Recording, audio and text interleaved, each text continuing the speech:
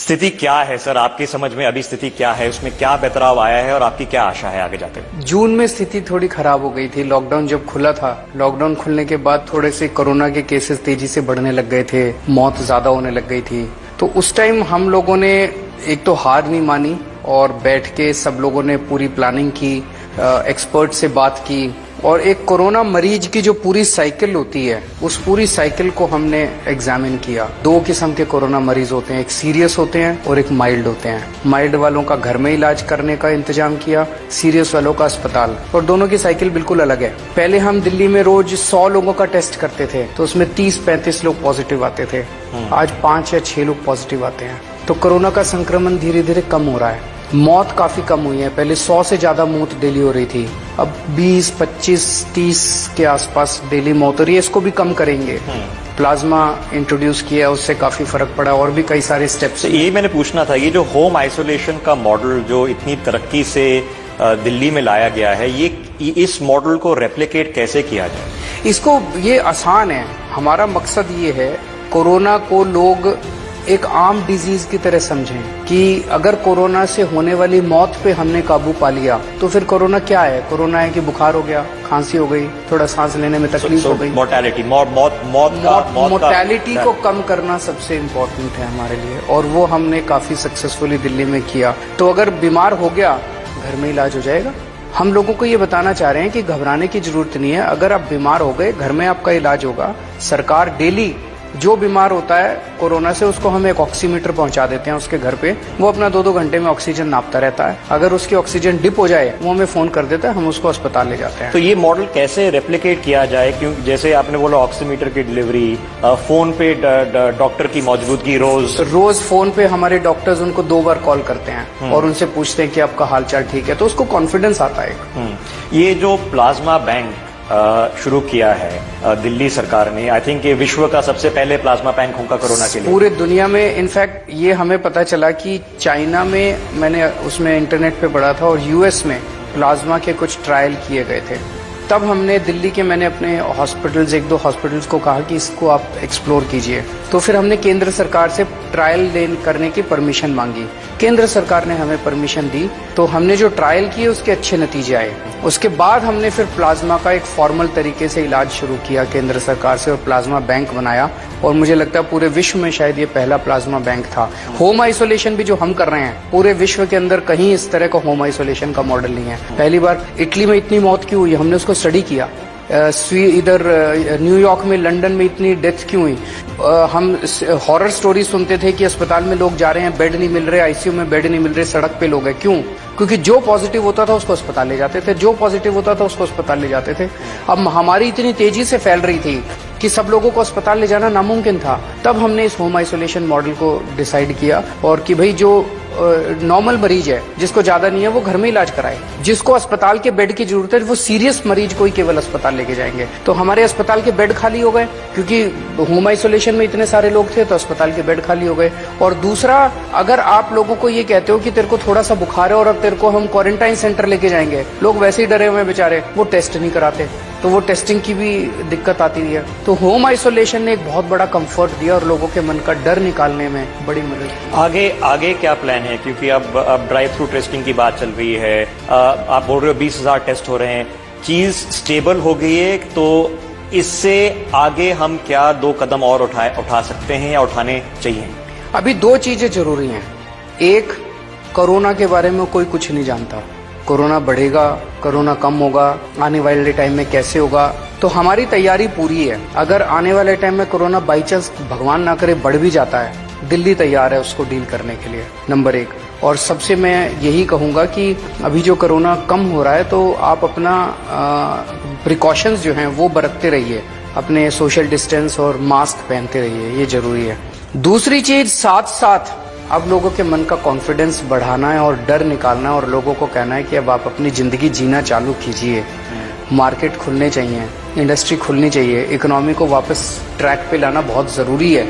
दिल्ली वासियों के लिए वैक्सीन प्लानिंग में आपकी क्या सोच है? क्योंकि वैक्सीन अभी टेस्टेड, प्रूव्ड, इफेक्टिव तो कोई नहीं है, टेस्टिंग काफी चल रही है। इसकी क्या प्लानिंग कर सकते हैं हम फ्यूचर के लिए कि अगर जब वैक्सीन आए 3 महीने, 4 महीने, 5 महीने बाद, तो दिल्ली वासियों के लिए वैक्सीन तैयार मिले? तो पूरी दुनिया के अंदर अभी वैक्सीन कई सारे बता रहे हैं, 100 से ज्यादा जगह, 100 से ज्यादा ट्रायल्स चल रहे हैं दवाइयों के। और कौन सी पहले आएगी, कौन सी ज्यादा सक्सेसफुल होगी, अभी कहना मुश्किल है। लेकिन मैं दिल्ली वासियों को यही आश्वासन दे सकता हूं कि जो भी सबसे पहले से पहले आएगी, हम पूरी कोशिश करके आपके लिए सबसे पहले प्रोक्योर करने की कोशिश करेंगे, ताकि दिल्ली के लोगों को सबसे पहले वो मुहैया हो सके। इन 5 महीने में Arvind Kejriwal as an individual आपने क्या सीखा? हमारे गवर्नेंस मॉडल के अंदर एक आम आदमी सेंटर में है। हमारी आम आदमी की सरकार है, आम लोगों की सरकार है। उसकी जिंदगी में जो भी दिक्कतें आती हैं उसको हम दूर करने की कोशिश करते हैं। जैसे अभी हमने डीजल के ऊपर प्राइसेस कम किए, वो इसीलिए क्योंकि एक आम आदमी का घर का खर्चा कर चलना मुश्किल हो गया था। महंगाई बहुत ज्यादा है। डीजल और पेट्रोल के प्राइसेस जो हैं वो इकोनॉमी, अर्थव्यवस्था के अंदर एक साइकिल क्रिएट करते हैं। अगर ये प्राइसेस बढ़ जाएं तो सारी चीजों के प्राइस बढ़ जाते हैं, और ये घटे तो सारी, तो महंगाई से उसको वो दिलाने के लिए हमने ये कम किए, प्राइसेस कम किए। कोरोना के अंदर जनता बड़ी दुखी थी, उसको कंट्रोल करने की कोशिश की। एक तरफ तो बहुत सारे लोग ऐसे हैं जिनको नौकरी नहीं चाहिए, नौकरी नहीं है उनके पास, और दूसरी तरफ दुकान वालों से पूछो दुकान कोई क्यों नहीं खोल रहे जी, वो कहेंगे हमारी जो लेबर थी वो चली गई सारी। फैक्ट्री वालों से पूछो फैक्ट्री क्यों नहीं खोल रहे जी, हमारा जितना स्टाफ था वो चला गया सारा, स्टाफ ही नहीं है हमारे पास। इनको स्टाफ की जरूरत है, इनको नौकरी की जरूरत है। इनको ये नहीं पता किसके पास जाएं नौकरी मांगने, इनको ये नहीं पता किसके पास जाएं। तो इन दोनों के बीच में मैच करवाना था। हमने ये वेबसाइट शुरू की, और सोमवार को या मंगलवार को शुरू हुई थी वेबसाइट।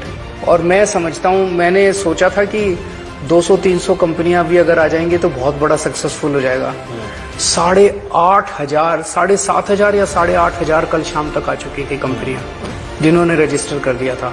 अभी जो राजस्थान में आपने देखा है, बहुत चर्चा चल रही है, चर्चा भी चल रही है और राजनीति एक अलग दौर पे पहुंच गई है। इस स्थिति में कांग्रेस पार्टी जो राजस्थान के में, ये आप अंदरूनी झगड़ा समझते हो या मानते हो कि इसमें कुछ भाजपा का कुछ हाथ है?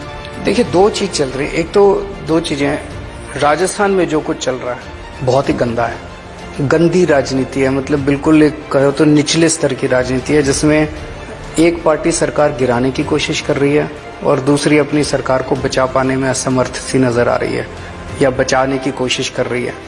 और ये केवल पहली बार नहीं हो रहा। गोवा के अंदर भी देख चुके, कर्नाटक के अंदर भी देख चुके, मध्य प्रदेश के अंदर भी देख चुके, महाराष्ट्र में भी कोशिश की गई, अब यहाँ भी देख रहे हैं।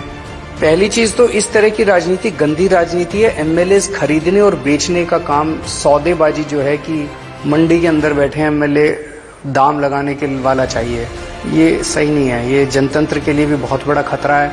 इसमें बहुत सारे इश्यूज निकलते हैं, पैसा कहाँ से आ रहा है, पैसा कौन दे रहा है एमएलए।